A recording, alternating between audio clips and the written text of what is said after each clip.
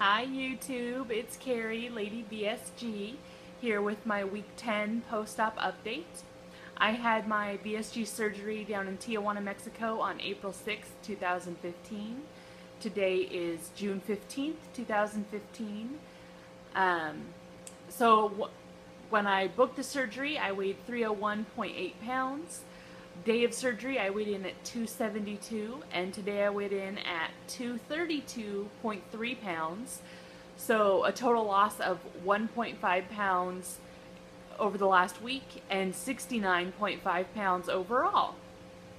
Which is actually, when I saw the scale this morning and it said 232.5, I was like, okay, awesome. I'm still losing, even if it's just a little bit, because the 1 to 2 pounds a week is sort of like, as a nurse, that's what we're taught is like a normal, healthy weight loss, sustainable weight loss sort of goal.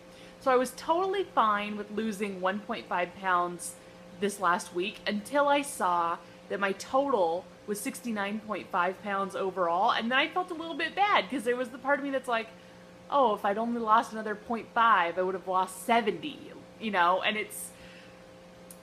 it's stupid and ridiculous, and I'm also a little bit concerned that I don't want to get into that mindset where I feel bad if I don't lose X amount of pounds, or a certain amount of weight. My surgeon, Dr. Ariel Ortiz, down at the Obesity Control Center in Tijuana, Mexico, he wanted me, for my ultimate goal weight, to be down at 180 pounds, which, like all the BMI charts and stuff say 150, 160, sort of the high end for my height, because I'm 5'7". So, like, that's kind of what I was assuming I would be getting down to, even though, even in high school, when I was just slightly overweight and, like, obsessing about, oh, I need to lose 10 pounds or whatever, I weighed 170. So I thought, well, 160 might be a good goal, even though I don't think I ever really did weigh 160 in high school. So it does seem a little ridiculous to, in my 30s, try to weigh less than I did as a teenager. But Dr. Ortiz was saying, A, the BMI thing is ridiculous, but B, he's more concerned with my actual body fat percentage. So when I went down there and they, weighed me in and all that stuff, my body fat percentage was like right at 50%, like 50 point something. And so right now I was stuck at around 47.5% basically ever since, which has been a little a little concerning for me mentally, because it's like, well, I'm losing weight, but apparently I'm not losing that much actual body fat, which means I'm losing it from like lean muscle.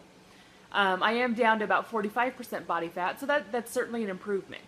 For what Dr. Ortiz told me was that he would rather see me at 180 pounds, and that would be fine as long as my body fat percentage was down at 30%. And eventually he does want me to get down to 26%, because, as you get older, your body will naturally just hold on to more fat. And so 26% is sort of the high range of acceptable body fat percentage-wise.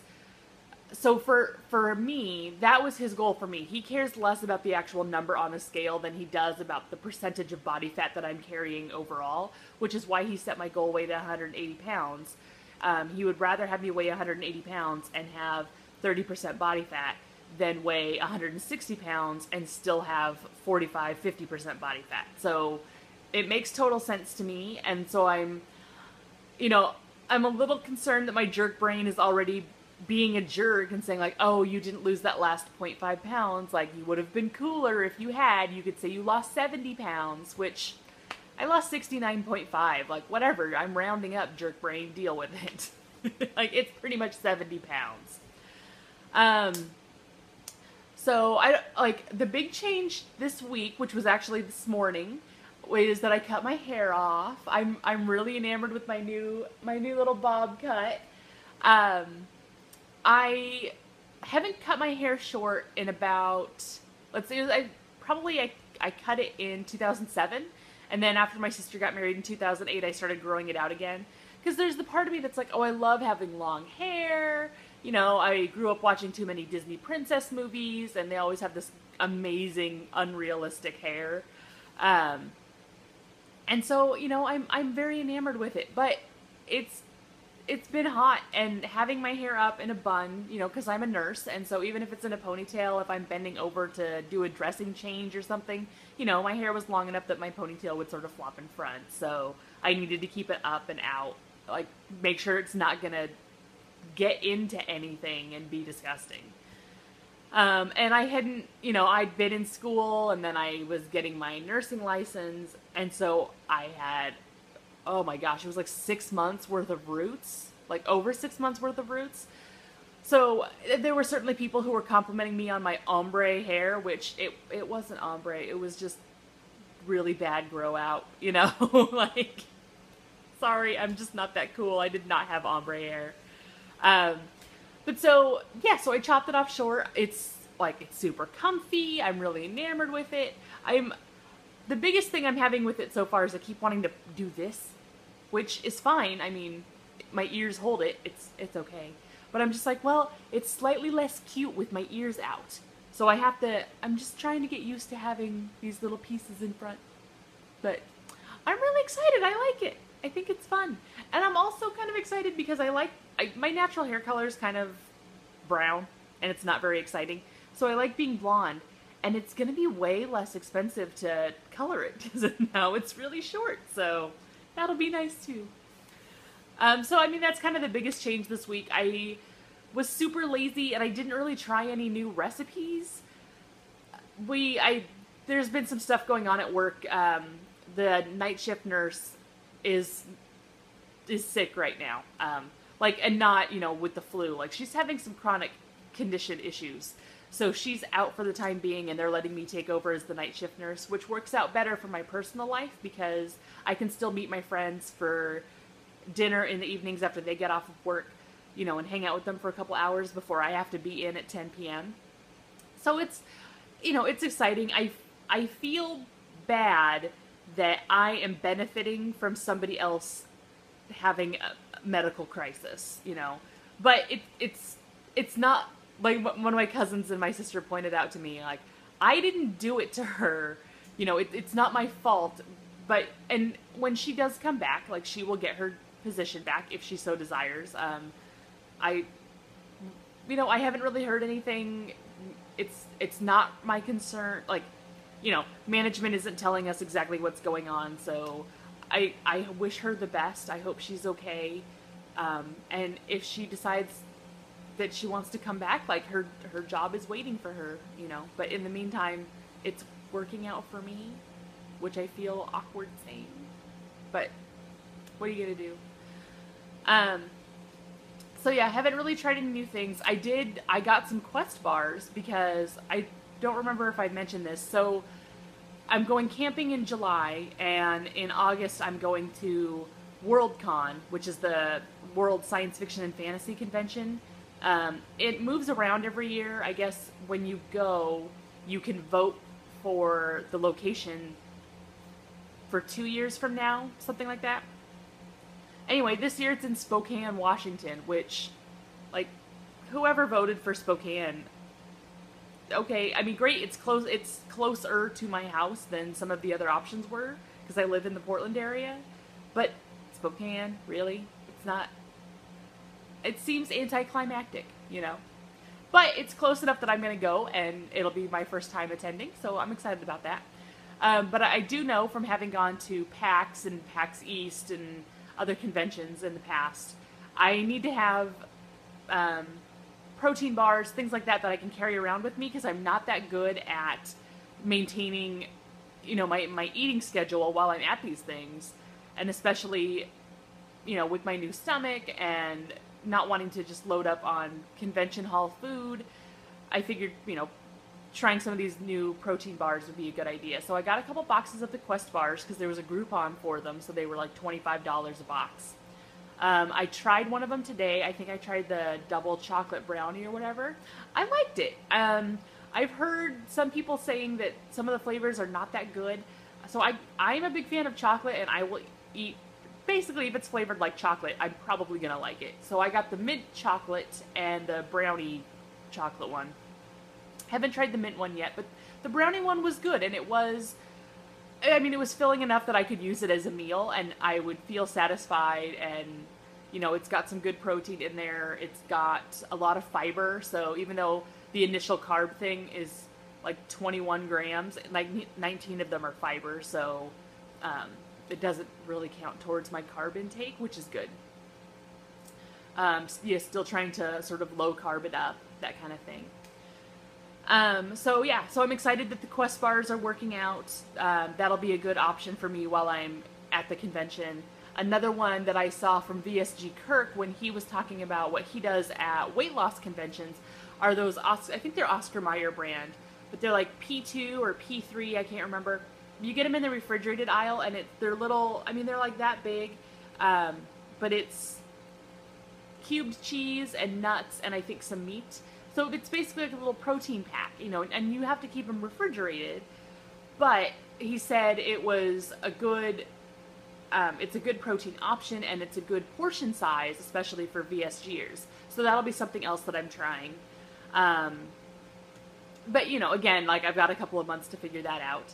The end of this month, so in 2 weeks, I'm going to Ohio for my brother's wedding, which I'm very excited about. One of the reasons I'm excited for that is it will be the first time I've been on a plane since the surgery. And, I mean, even then, I had lost 30 pounds to fly down to Mexico for the surgery.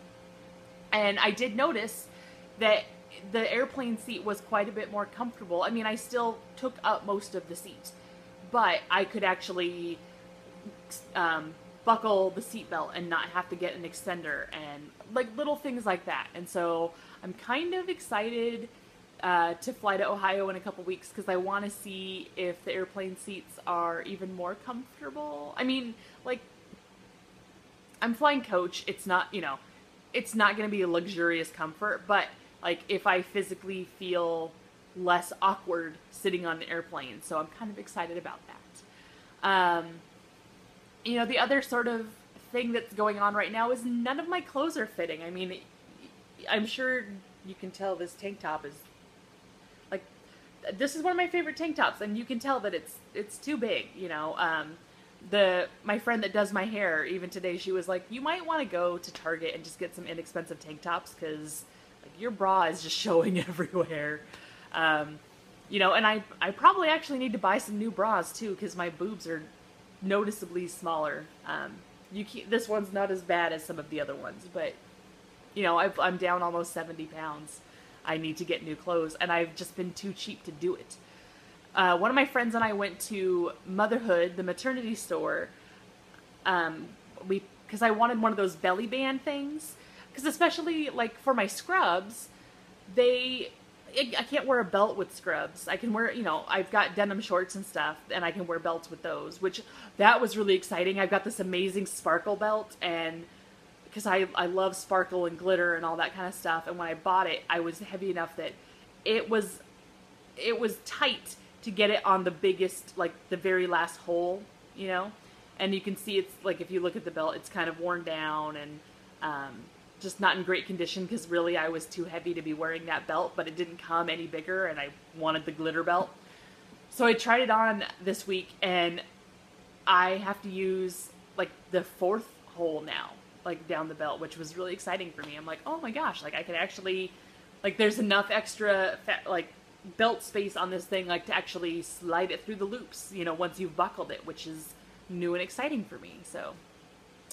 But so like my jeans and my shorts and stuff, those have belt loops and I can wear a belt with them, and then, you know, my pants kind of stay where they're supposed to. But with my scrubs don't have belt loops. And so my friend had suggested, well, why don't we get you one of those belly bands that usually pregnant women will wear them, and that way it's not obvious that, you know, they can't button their pants. Because they're snug enough that it sort of serves as like a little mini compression belt, kind of. Plus, I like that they're wide enough, like they kind of, you know, because they're meant to be covering up the fact that you haven't buttoned your pants. They're tall enough or whatever that it looks like you're wearing a tank top or something underneath your shirt, which is a look that I like with scrubs, and so picked up a couple of those. I also picked up while we were there and we're explaining to the girls, because of course it's a maternity store. They're like, "Oh, when are you due?" And I was like, "I'm not. I just had weight loss surgery and I'm looking for some clothes that might fit a little better." I love their tops because they've got the ruching down the side. This is actually this tank top I bought there like 6 months ago or a year ago, because it's meant to accommodate a bigger belly, and so I've always had better luck buying my tank tops and things at the maternity store, and Motherhood usually has some kind of good sale going on. But so they were like, "Oh, you should try postpartum pants because they have like that built-on, it's basically a built-on belly band instead of like a zipper and a waistband. So sort of like yoga pant top, you know, like a waistband, that style, but then like regular pants." And since, you know, I'm a nurse and I don't wear dress slacks or anything that often, I didn't get the slacks. I got a pair of black skinny jeans, which is the first pair of skinny jeans I've ever owned. But they're really soft and comfortable. Like, basically, it feels like I bought jeggings, which, you know, like, I'm okay with. They're really comfy and they actually look kind of cute on me. I always thought, like, as a fat girl, I should not be wearing skinny jeans because I just assumed, you know, like, just from growing up, like, you don't want to wear skin-tight stuff. People are horrible to you. But, you know, and so when I tried them on, I was like, oh, skinny jeans. But then I looked in the mirror and I was like, oh, these actually look kind of cute with my tank top. So that was nice to discover. And they're really comfy. So I apologize to my sister and my friend Sil, who I gave so much shit to because they owned jeggings and occasionally will wear them. Because essentially now I own a pair too, and it turns out they are ridiculously comfortable and I was wrong. So, my bad, guys.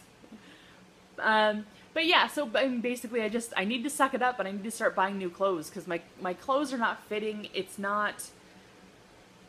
I don't want to spend the money because I'm like, I'm just going to keep losing weight, but at the same time, like, it doesn't look super attractive to be wearing these getting to be ridiculously ill-fitting clothes. So maybe that's what I'll do this week. Maybe not. I am redoing my little... I've got... My house is a little 3-bedroom house, and so one of them I'm turning into sort of like where my books are going to go and my makeup vanity's in there.